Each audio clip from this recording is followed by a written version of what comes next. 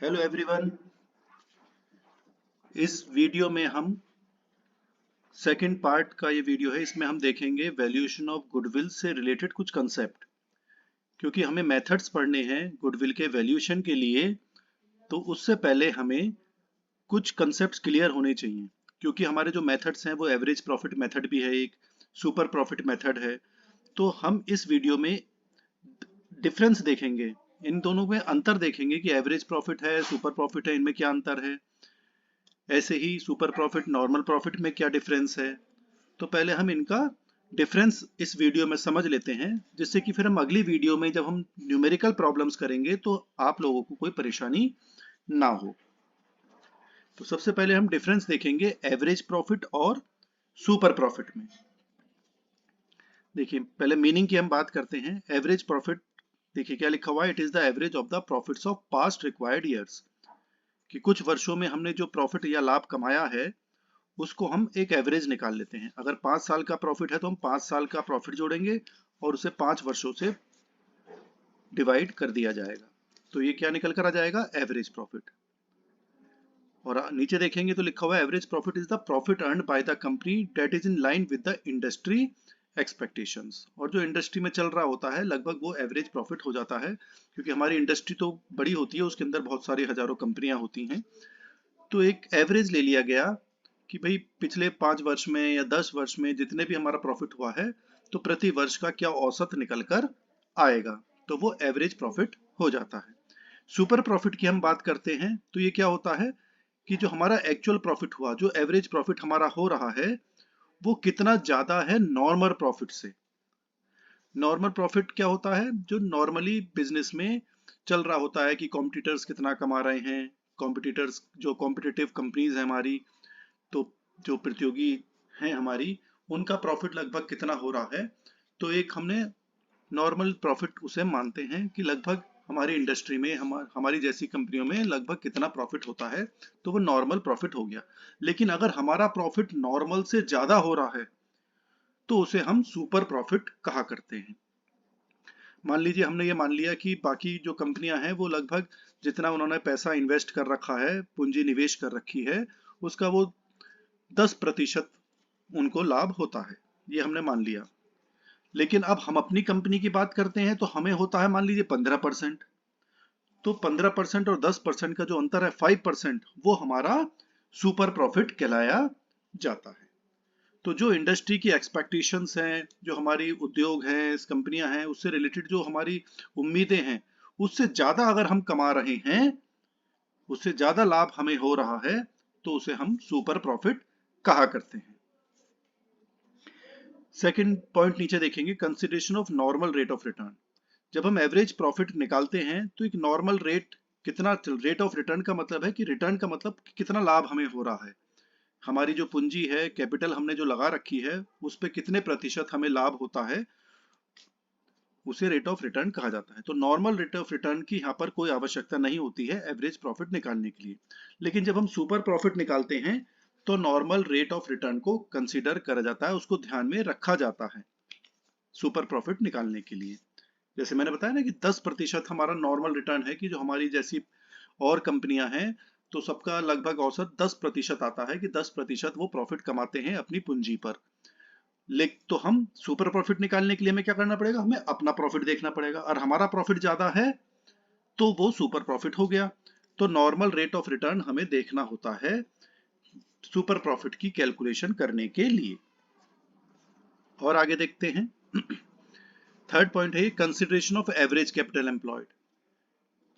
Average profit में हमें कुछ नहीं देखना है, इसमें एवरेज कैपिटल एम्प्लॉयड की कैपिटल हमने कितना निवेश करा है वो हमें यहाँ पर नहीं देखना है। लेकिन सुपर प्रॉफिट निकालने के लिए जैसे मैंने आपको बताया कि हमें नॉर्मल रेट ऑफ रिटर्न देखना है, कि हमें रिटर्न या लाभ कितने प्रतिशत हो रहा है पूंजी निवेश पर। ये पूंजी निवेश है कैपिटल एम्प्लॉयड, तो पूंजी निवेश यहाँ पर आवश्यकता होगी कैलकुलेट करने के लिए। सुपर प्रॉफिट निकालने के लिए हमें कैपिटल एम्प्लॉयड की जरूरत पड़ेगी। एक मतलब और देख लेते हैं नेक्स्ट पॉइंट में। एवरेज प्रॉफिट क्या है, is the result of a companies normal business operations. जो कंपनी का नॉर्मल बिजनेस हो रहे हैं उसमें उन्हें औसत कितना लाभ हो रहा है, वो एक सिंपल एवरेज प्रॉफिट माना जाता है। और सुपर प्रॉफिट क्या हो गया, it is the result of a companies exceptional performance. बहुत ज्यादा अच्छा अगर कंपनी कर रही है, जो नॉर्मल बिजनेस में सब कर रहे हैं, सारे कंपनियां कर रही हैं, हम भी वैसा कर रहे हैं, तो हमें भी नॉर्मल प्रॉफिट ही होगा। लेकिन हम एक्सेप्शनली और अच्छा क्या कर रहे हैं, जो नॉर्मल कंपनियां कर रही हैं, जो सामान्य कंपनियां हैं और हमारे आसपास, वो जितना प्रॉफिट कमा रही हैं या जो बिजनेस कर रही हैं, उससे हम और ज्यादा अच्छा कर रहे हैं, तो वो गुड परफॉर्मेंस मानी जाएगी। तो हम जब और कंपनियों से ज्यादा अच्छा कर रहे हैं, तो इसका मतलब हम ज्यादा अच्छा कर रहे हैं, तो ज्यादा प्रॉफिट हम कमा रहे हैं। वही जो ज्यादा कमा रहे हैं वही सुपर प्रॉफिट कहलाया जाता है। नेक्स्ट पॉइंट देखते हैं, रेलेवेंस फॉर वैल्यूइंग गुडविल। जो ये एवरेज प्रॉफिट हम कैलकुलेट करते हैं, ये हम जब गुडविल निकालेंगे, गुडविल की वैल्यूएशन करेंगे, ख्याति की वैल्यू निकालेंगे, तो इसमें हमारा एवरेज प्रॉफिट मेथड है, उसमें भी इसकी जरूरत पड़ेगी एवरेज प्रॉफिट की।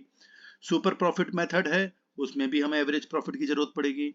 और एक कैपिटलाइजेशन मेथड है, जो हम अगली वीडियो में देखेंगे आगे, तो उसमें भी हमें एवरेज प्रॉफिट की कैलकुलेशन की जरूरत पड़ेगी।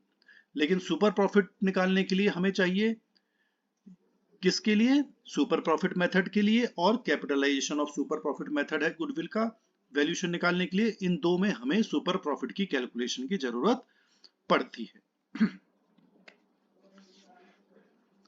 फिर हम देखते हैं आगे, profit for number of years. अगर औसत निकालना है प्रॉफिट का, एवरेज प्रॉफिट निकाल रहे हैं, तो मैंने बताया ना पहले कि हम 5 वर्षों का प्रॉफिट देख रहे हैं या 10 वर्षों का लाभ देख रहे हैं, तो हमें एक वर्ष से ज्यादा चाहिए। अगर एवरेज निकालना है, औसत निकालना है, तो एक वर्ष से ज्यादा का लाभ होना चाहिए। लाभ हो या हानि हो, जो भी हो, तो एक वर्ष से ज्यादा का डाटा हमें चाहिए एवरेज प्रॉफिट निकालने के लिए। लेकिन सुपर प्रॉफिट निकालने के लिए हमें एक वर्ष का ही एक्चुअल प्रॉफिट पता चल जाए, तो भी हम सुपर प्रॉफिट निकाल सकते हैं। जब हम आगे वीडियोस में देखेंगे कैलकुलेशन, तब ये आसानी से और अच्छी तरीके से आपको समझ में आ जाएगा ये कंसेप्ट। अर्नड बाय देखते हैं, average profit is earned bye most companies. ये जो कौन कमाता है, ये ज्यादातर कंपनियां औसत लाभ ही कमाती हैं, क्योंकि कंपटीशन बहुत है, तो वो ज्यादा परसेंटेज प्रॉफिट का नहीं कमा पाती हैं। अगर कुछ वो एक्सेप्शनली बहुत अच्छा कुछ काम नहीं कर रही हैं एक्स्ट्रा। लेकिन सुपर प्रॉफिट जो होता है, वो कुछ खास कंपनियां ही कमा पाती हैं, जो कुछ एक्स्ट्रा वर्क कर रही हैं, उनका मैनेजमेंट बहुत बढ़िया है, उनका पूंजी निवेश बहुत बढ़िया चल रहा है, इफिशिएंटली काम चल रहा है, वेस्टेज कम होती है, आगे का टेक्नोलॉजिकल एडवांसमेंट वो करते रहते हैं, यानी कि कुछ नया करते रहते हैं। तो हम कुछ अलग से एक्स्ट्रा करेंगे तो हमें ज्यादा लाभ होता है। तो जो सुपर प्रॉफिट है, वो कुछ कुछ खास ही कंपनियां कमा पाती हैं, लेकिन एवरेज प्रॉफिट, औसत लाभ, तो ज्यादातर सभी कंपनियां कमाती हैं। नेक्स्ट पॉइंट देखते हैं, रेलेवेंस फॉर वैल्यूइंग गुडविल। जो एवरेज प्रॉफिट है, वो कैसे हम निकालेंगे? टोटल प्रॉफिट, जो मैंने बताया कि जितना भी लाभ है हमारा कुछ वर्षों का, उसे उतने ही वर्षों से भाग कर देंगे नंबर ऑफ ईयर्स। यानी कि पहले साल 2 लाख का फायदा हुआ, दूसरे साल 3 लाख का हुआ, तो 5 लाख हो गया। तो 5 लाख को हम 2 वर्षों का हमने प्रॉफिट लिया, तो 2 वर्ष से डिवाइड कर दिया जाएगा, 2 से डिवाइड कर दिया जाएगा, तो 2 लाख और 3 लाख मिला के 5 लाख हो गए, तो 2.5 लाख हमारा एवरेज निकल कर आ जाएगा। सुपर प्रॉफिट निकालने के लिए हमें क्या करना पड़ता है? एक्चुअल जो प्रॉफिट हुआ हमें, उसमें से हम घटा देंगे नॉर्मल प्रॉफिट, जो नॉर्मल सब कंपनियों में होता है, वो घटा दिया, तो हमारा एक्चुअल प्रॉफिट हमारा ज्यादा है, तो ज्यादा जो है उसे हम सुपर प्रॉफिट कहा करते हैं। ये तो बात हो गई थी एवरेज प्रॉफिट और नॉर्मल प्रॉफिट की। अब हम बात करते हैं, जो अभी तो एवरेज प्रॉफिट और सुपर प्रॉफिट की बात हुई थी, अब हम नॉर्मल प्रॉफिट और सुपर प्रॉफिट में अंतर देखेंगे, डिफरेंस देखेंगे between the normal profit and super profit. ये देख लेते हैं, इसका मीनिंग देख लेते हैं। नॉर्मल प्रॉफिट, जैसे हमने देखा क्या होता है, it is the normal remuneration और earning of the entrepreneur for his entrepreneurial services. यानी कि जो एंटरप्रेन्योर है, उद्यमी है, जो ओनर है बिजनेस का, कंपनी का मालिक है, तो वो जो नॉर्मल रेम्यूनरेशन उन्हें मिलता है, एक तरीके से जो प्रॉफिट है वो उनका रेम्यूनरेशन ही है, तो उसे हम नॉर्मल प्रॉफिट करते हैं। और नीचे भी नेक्स्ट पॉइंट में दे रखा है, it is the maintainable profits earn during the normal course of business. जो सामान्य तरीके से बिजनेस चल रहा है, उसमें जो नॉर्मल प्रॉफिट होता है, मेंटेनेबल प्रॉफिट है, जो मेंटेन रहता है कि लगभग इतना प्रॉफिट होता रहता है, वो नॉर्मल प्रॉफिट कहलाया जाता है। सुपर प्रॉफिट की बात करते हैं, जैसे हमने भी पढ़ा था कि it is the surplus earned over and above the normal profit. जो नॉर्मल प्रॉफिट जो सामान्य सभी कंपनियों में हो रहा है उससे ऊपर, उससे ज्यादा हम कितना कमा रहे हैं, उसको हम सुपर प्रॉफिट कहा करते हैं। तो मतलब भी नीचे दे रखा है, it is the excess of actual profit over the normal profit, यानी एक्चुअल प्रॉफिट में से नॉर्मल प्रॉफिट घटा देंगे तो वो सुपर प्रॉफिट बन जाता है। नेक्स्ट पॉइंट में रेट ऑफ रिटर्न की बात करते हैं। The rate of return is considered after examining the rate of return of similar firms. जो सिमिलर होता है ना कि हम लगभग 10% अपनी पूंजी का लाभ कमाते हैं, तो जो 10% है वो हमने कैसे निकाला कि जो सामान्य और कंपनियां हैं और फर्म्स हैं हमारी और बिजनेसेस हैं आसपास जो है, प्रतियोगिता तो बहुत रहती है, तो प्रतियोगी कंपनी जो हमारी है, कॉम्पिटिटर्स हैं हमारे, वो लगभग कितना प्रॉफिट कमाते हैं, वो नॉर्मल रेट ऑफ रिटर्न कहलाया जाता है।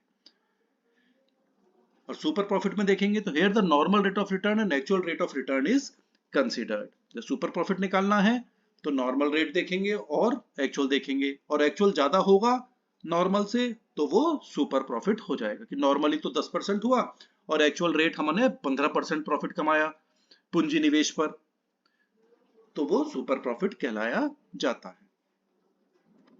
नेक्स्ट पॉइंट देखते हैं, यूज इन वैल्यूएशन ऑफ, क्योंकि हम वैल्यूएशन ऑफ गुडविल का ही टॉपिक देख रहे हैं, तो ये कहाँ यूज होता है। नॉर्मल प्रॉफिट जो होता है वो जब हम सुपर प्रॉफिट मेथड और कैपिटलाइजेशन मेथड सीखेंगे गुडविल की वैल्यू निकालने के लिए, तो वहां पर ये नॉर्मल प्रॉफिट की जरूरत हमें पड़ेगी। सुपर प्रॉफिट की जरूरत कहां पड़ेगी, जब हम सुपर प्रॉफिट मेथड देखेंगे और capitalisation of super profit method, ये दो मेथड हैं, इनमें हमें सुपर प्रॉफिट की जरूरत पड़ेगी। तो यानी कि दोनों ही सेम है, नॉर्मल प्रॉफिट सुपर प्रॉफिट दोनों मेथडों में हमें जरूरत पड़ेगी, सुपर प्रॉफिट मेथड में भी और कैपिटलाइजेशन मेथड में भी जरूरत पड़ेगी। फॉर्मूला क्या होता है नॉर्मल प्रॉफिट का निकालने का लिया, कैपिटल एम्प्लॉयड देखेंगे कि पूंजी निवेश कितना है, उसे हम रेट ऑफ रिटर्न से मल्टीप्लाई कर देंगे कि 10% है, 12% है, जो भी हो, और 100 से भाग कर देंगे तो ये नॉर्मल प्रॉफिट निकल कर आ जाएगा। सुपर प्रॉफिट निकालने के लिए मैंने आपको बताया कि हम एक्चुअली ज्यादा कमा रहे हैं, तो एक्चुअल प्रॉफिट में से नॉर्मल प्रॉफिट माइनस कर दिया जाएगा, तो जितना होगा वो सुपर प्रॉफिट निकल कर आ जाएगा।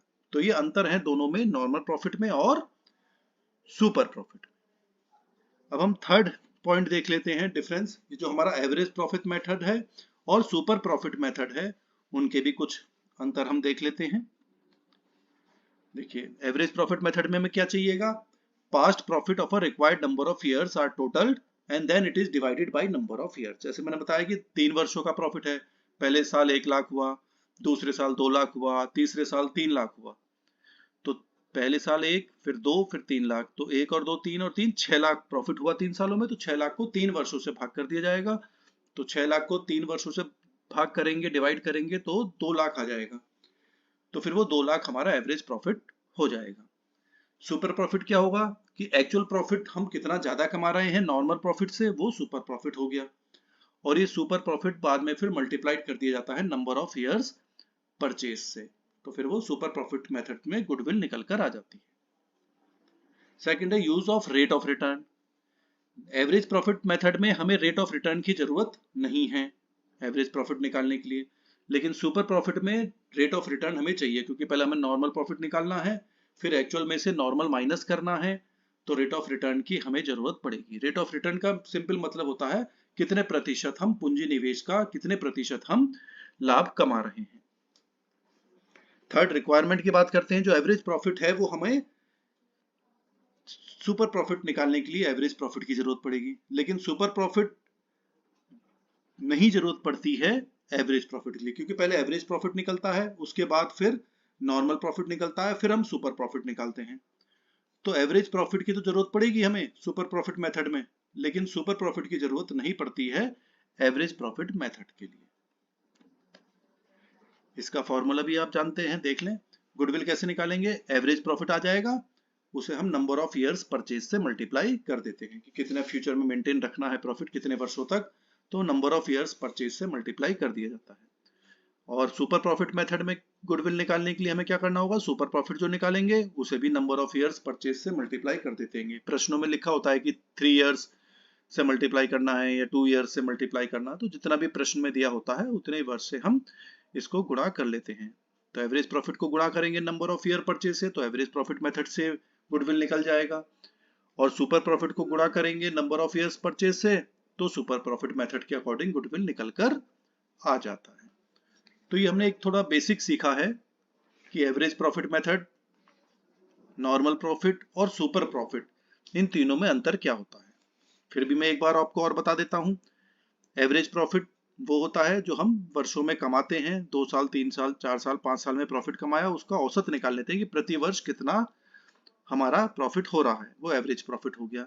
नॉर्मल प्रॉफिट होता है कि जो नॉर्मली बाकी कंपनियां हमारी इंडस्ट्री में जो कमा रही हैं वो कितने प्रतिशत कमा रही हैं लगभग, वो नॉर्मल हो गया। तो वो नॉर्मल प्रॉफिट हो गया और एवरेज प्रॉफिट हमारा हो गया। अब हमारा एवरेज जो प्रॉफिट है वो ज्यादा हो जाए, हम बहुत अच्छा काम अगर कर रहे हैं, हमारी कंपनी अच्छा काम कर रही है, तो हमारा एवरेज प्रॉफिट ज्यादा हो गया और नॉर्मल प्रॉफिट जो बाकी कंपनियां कमा रही हैं वो कम कमा रही हैं।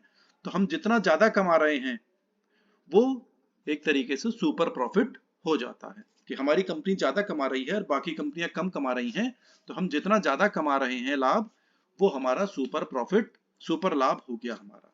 तो वो सुपर हो जाता है। तो पहले एक्चुअल हो गया, एवरेज हो गया, फिर नॉर्मल हो गया और उसके बाद फिर ये सुपर प्रॉफिट निकल कर आ जाता है। किसी को कोई समस्या हो इनमें, नॉर्मल प्रॉफिट में, एवरेज प्रॉफिट या सुपर प्रॉफिट में, तो आप कमेंट बॉक्स में लिख दीजिएगा। तो फिर हम उसे, जो आपकी क्वेरी है उसको मैं सॉल्व करने की कोशिश करूंगा। Thank you.